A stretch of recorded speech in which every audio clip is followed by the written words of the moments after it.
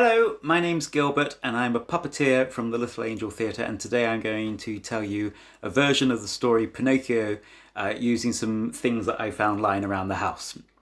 So here we go. Once there lived an old carpenter called Geppetto, and Geppetto lived all by himself in a tiny house on the edge of a town. One day Geppetto was out in the forest. Oh, what a lovely day. Hello. Oh, what have we got down here then? And he found a really nice old piece of wood. And he said to himself, I'll take that home with me and I'll carve a nice little puppet boy to live with me so he can keep me company.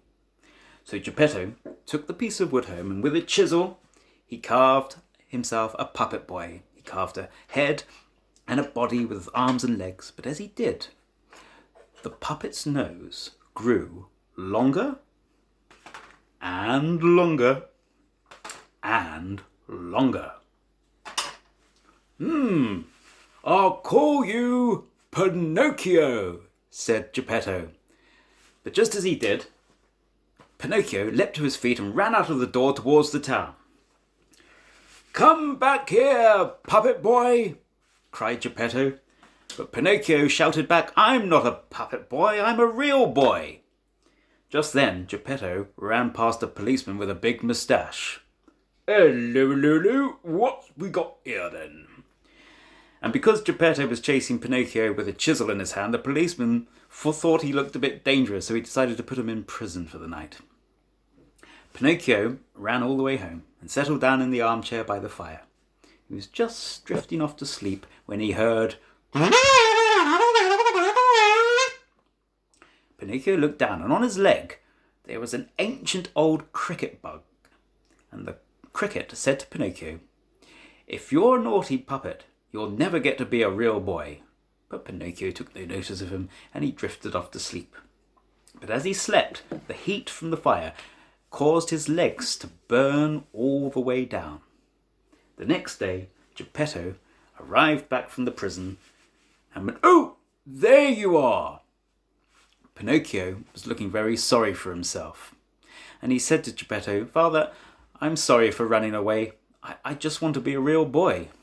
And Geppetto had a think. Well, if you promise to be good, I'll send you to school. And I'll carve you a new pair of legs. Pinocchio promised to be good. But as he did, his nose grew longer and longer and longer. Geppetto sold his overcoat so that he had enough money to buy Pinocchio a school book, and the next morning he waved him off as Pinocchio skipped off to school. But as Pinocchio was passing through the town square, he saw a big, colourful tent, and the sign outside said, Travelling Puppet Show. Pinocchio really wanted to have a look. So he sold his schoolbook, and with the money he bought himself a ticket, raced into the circus and got himself a front row seat. And there were all kinds of wonderful puppets. There were marionettes and rod puppets and glove puppets and shadow puppetry.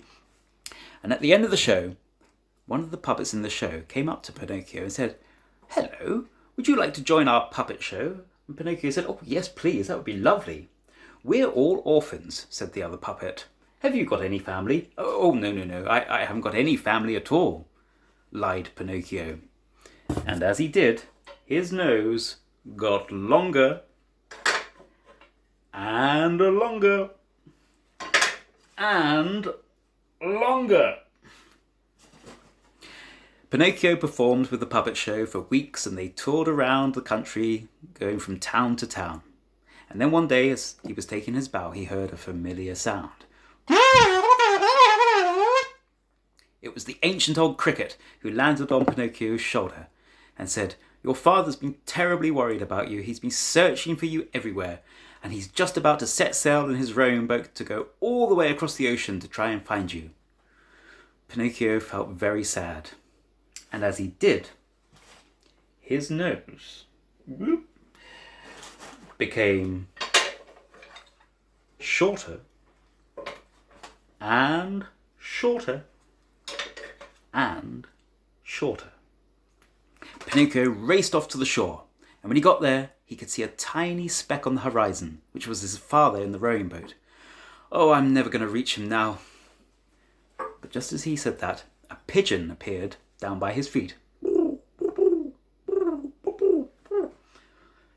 "If you like, you could jump on my back and I'll fly you all the way out to your father.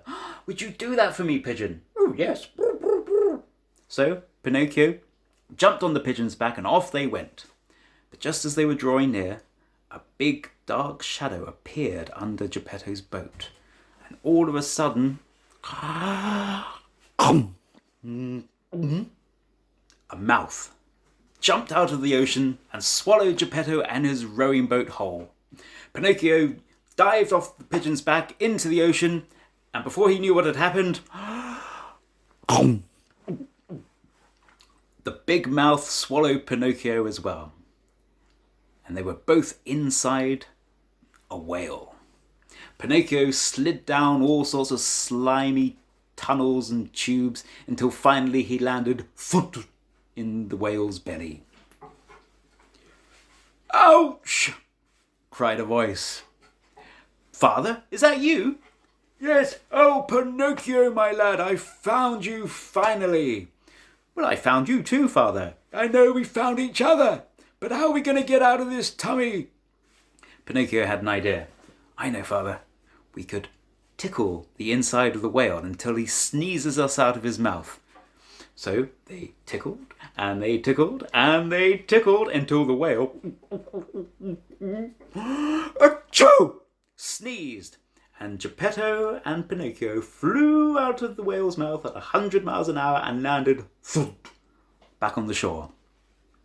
Pinocchio said to his father how sorry he was for lying and for running away, and by midnight they were both safely back in the little house on the edge of town. Geppetto kissed his son goodnight, and they both had a nice long sleep. And then in the morning, Pinocchio woke up and he felt very different. And he raced into his father's room and said, "Look, Father, I'm a real boy at last." And indeed he was. The end.